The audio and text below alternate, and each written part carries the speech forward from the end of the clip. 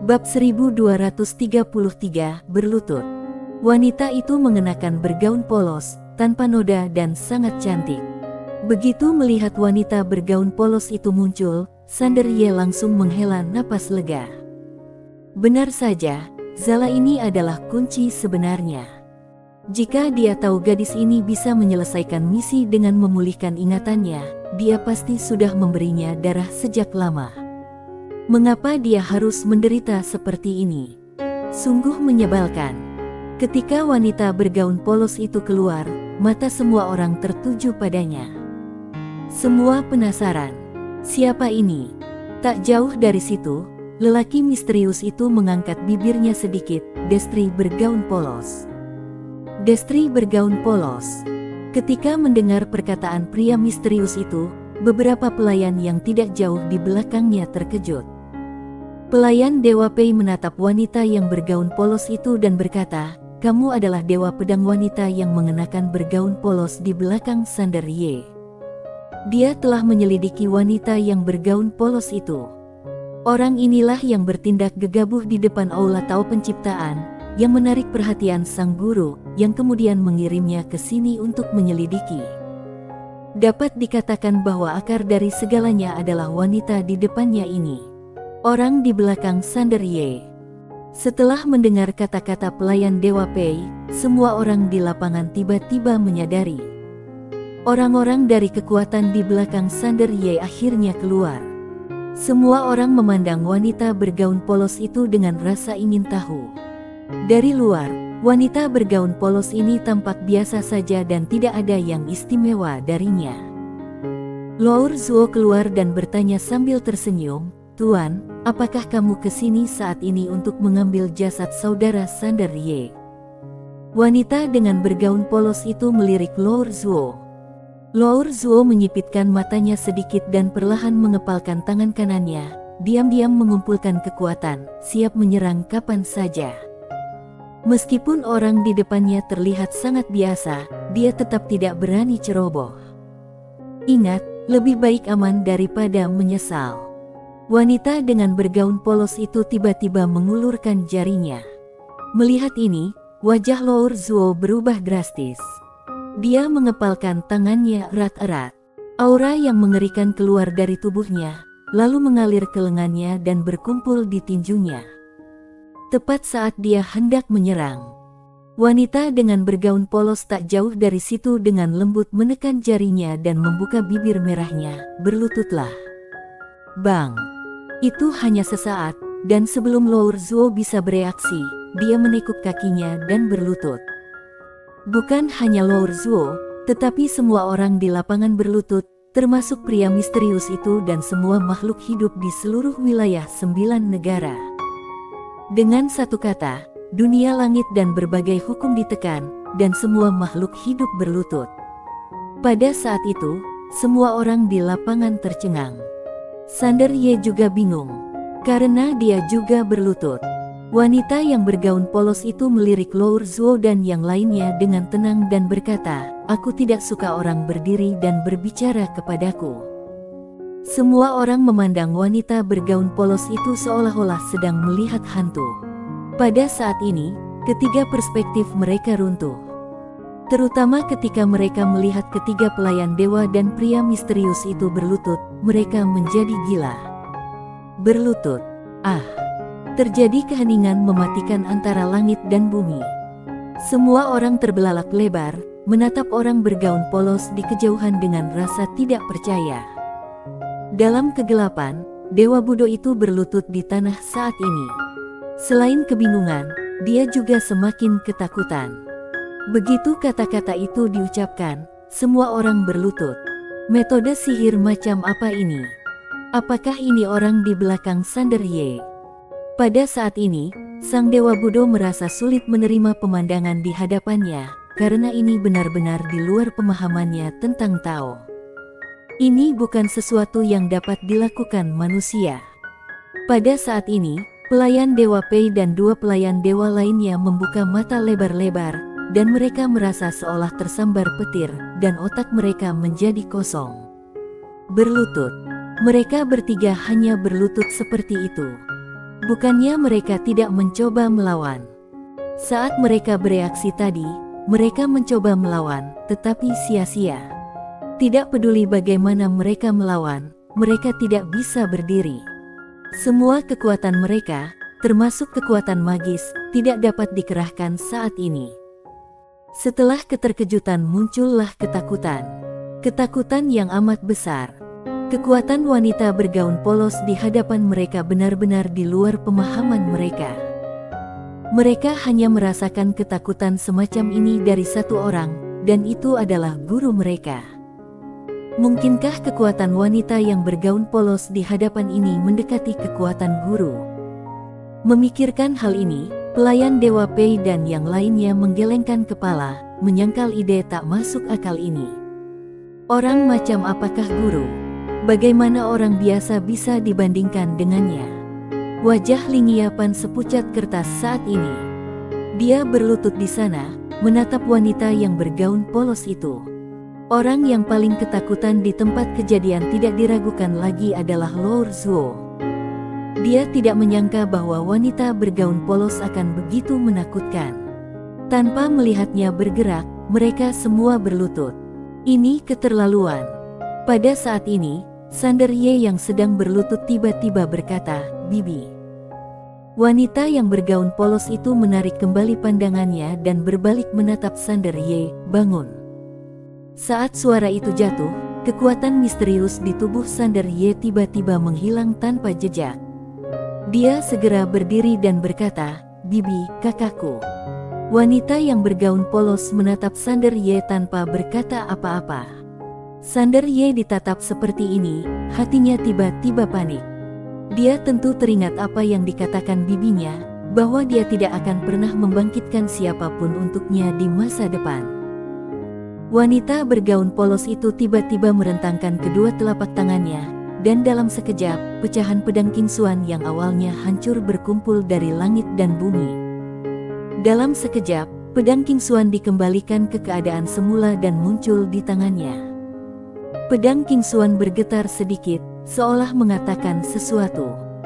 Wanita dengan bergaun polos itu menatap pedang Kingsuan di tangannya, dan setelah hening sejenak, dia berkata, "Ketika kisi terakhir ini menyala, kamu akan benar-benar tumbuh dewasa.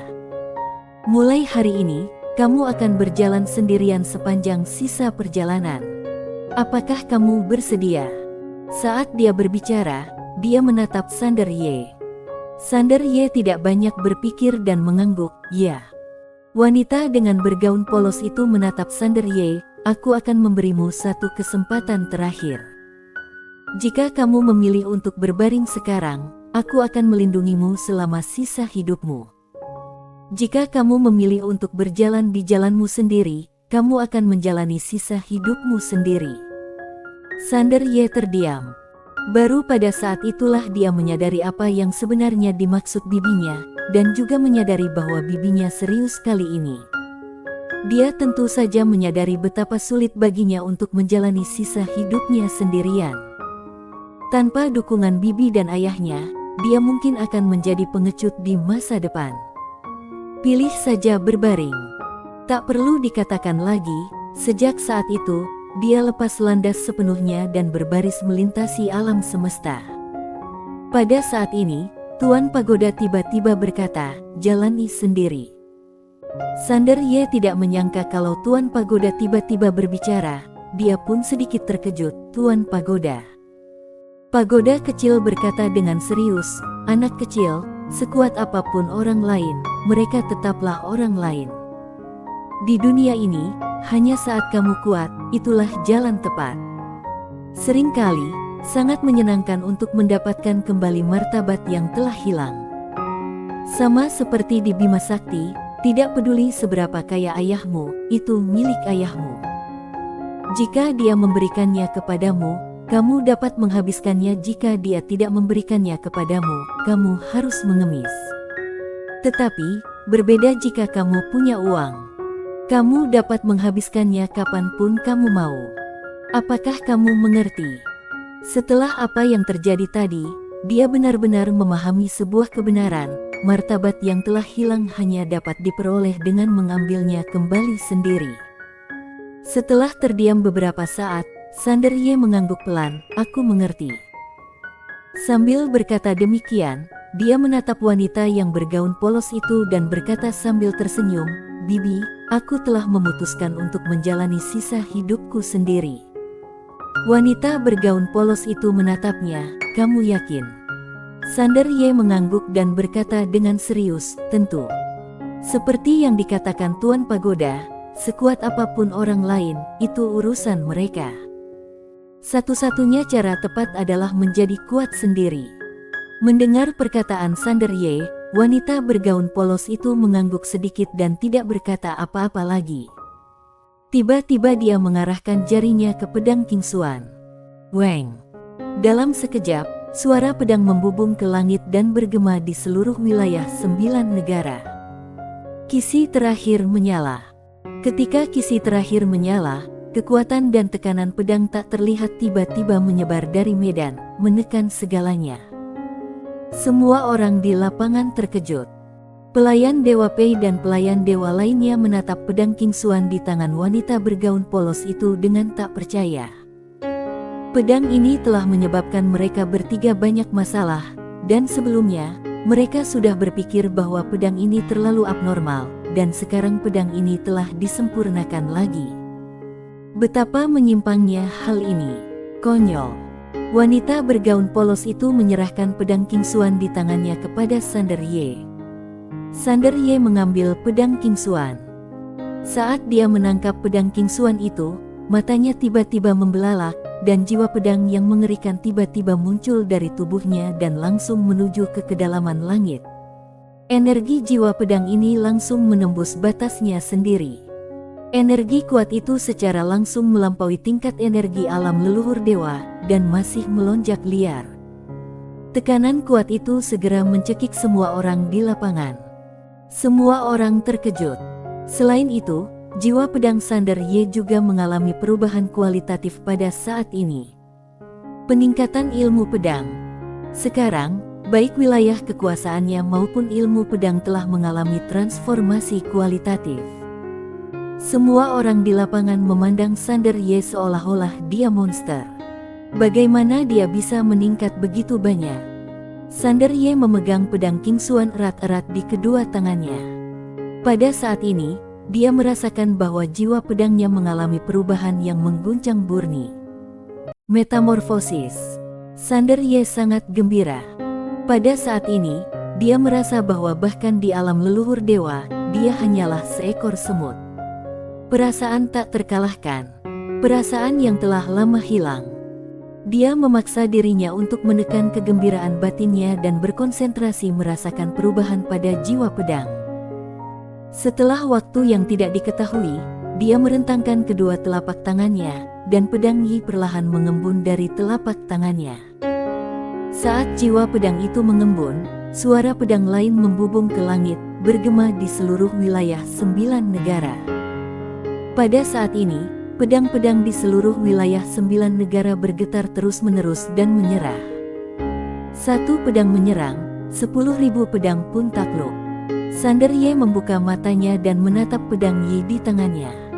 Pada saat ini, pedang Yi ini tidak berbeda dengan pedang King Xuan. Ilmu pedang yang terbaik. Sander Ye sepertinya teringat sesuatu, dan buru-buru mengeluarkan pagoda kecil itu, lalu berkata, "Bibi, Tuan Pagoda." Pagoda kecil tersentuh, "Untunglah kamu si bajingan mengingatku." Sander Ye. Wanita yang bergaun polos itu melihat ke arah pagoda kecil yang diserahkan Sander Ye. Dia mengambil pagoda kecil itu dan mengetuknya dengan lembut. Bang! Pagoda kecil itu bergetar hebat, dan cahaya keemasan melesat dari tubuhnya dan membumbung ke langit. Lambat laun, cahaya keemasan itu berubah menjadi warna lavender. Tidak hanya itu, sebuah rune berbentuk pedang muncul di puncak pagoda. Tetapi, tepat saat ujung pedang itu hendak muncul, wanita dengan bergaun polos itu menarik tangannya. Sander Ye menatap wanita yang bergaun polos itu dengan ragu. Wanita yang bergaun polos itu berkata dengan tenang, "Biarkan saja dia mengolah sisanya sendiri." Sander Ye. Pagoda kecil berkata dengan gembira, Baiklah, aku sudah sangat puas, aku akan menjadi tak terkalahkan. Sander Ye. Wanita dengan bergaun polos itu tiba-tiba menatap Zala yang juga sedang menatapnya. Zala tersenyum tipis, di mana dia? Wanita yang bergaun polos berkata, sibuk. Zala mendengus. Wanita yang bergaun polos berkata, dia tahu kepribadianmu yang tidak suka orang lain ikut campur dalam urusanmu, jadi dia tidak mengambil tindakan dari awal.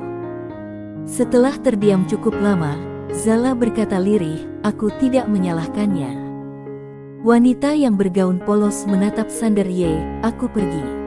Sander Ye buru-buru berkata, Bibi, tunggu, kakakku. Wanita yang bergaun polos berkata, dia tidak akan mati. Sambil berbicara, dia menoleh ke arah lelaki misterius yang berlutut tidak jauh darinya, lalu dia menghilang dari tempat itu, dan Zala pun ikut menghilang bersamanya. Ketika wanita dengan bergaun polos itu menghilang, semua orang di tempat kejadian tiba-tiba mendapatkan kembali kebebasan mereka. Laur Zuo dan yang lainnya segera berdiri, dan ketika mereka melihat ke arah Sander Ye, mata mereka penuh dengan ketakutan. Mereka semula mengira bahwa kekuatan di balik Sander Ye biasa-biasa saja, tetapi saat melihat kekuatan mengerikan dari wanita bergaun polos itu, mereka pun menyadari bahwa kekuatan di balik Sander Ye tidak sesederhana itu. Ceroboh. Jahanam. Pada saat ini, sebuah suara tiba-tiba bergema di antara langit dan bumi, dan saat berikutnya, seorang pria paruh baya tiba-tiba muncul di tempat kejadian. Orang yang datang adalah Dewa Budo. Semua orang memandang Dewa Budo yang berlari keluar dengan kebingungan.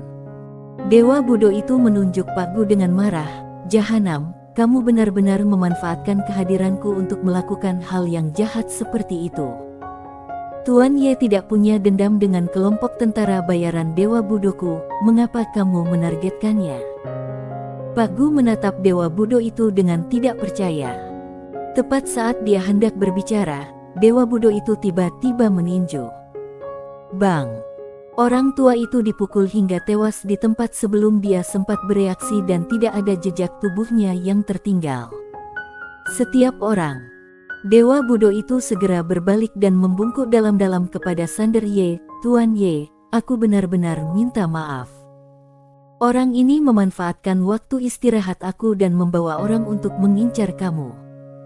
Dia pantas mati, dan aku juga harus disalahkan. Tuan Ye, terimalah hadiah kecil ini. Saat dia berbicara, sebuah cincin penyimpanan tiba-tiba terbang di depan Sander Ye. Total ada 1 miliar kristal sianyuan di dalam cincin penyimpanan itu, dan semuanya merupakan kristal sianyuan bermutu tinggi. Sander Ye menatap Dewa Budo itu dan tidak menolak. Dia menyimpan cincin penyimpanan itu dan bertanya, ada lagi? Dewa Budo itu tidak marah, tetapi merasa lega. Dia segera mengeluarkan cincin penyimpanan lain dan menyerahkannya kepada Sander Ye. Di dalam cincin penyimpanan itu terdapat 500 juta kristal sianyuan kelas atas. Sander Ye menyimpan cincin penyimpanan itu, dan ketika Dewa Budo itu melihat Sander Ye menyimpan cincin penyimpanan itu, dia menghela napas lega lagi.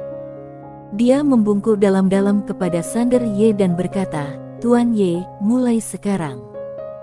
Selama kamu perlu, kelompok tentara bayaran Dewa Budo tidak akan pernah ragu untuk membantu kamu.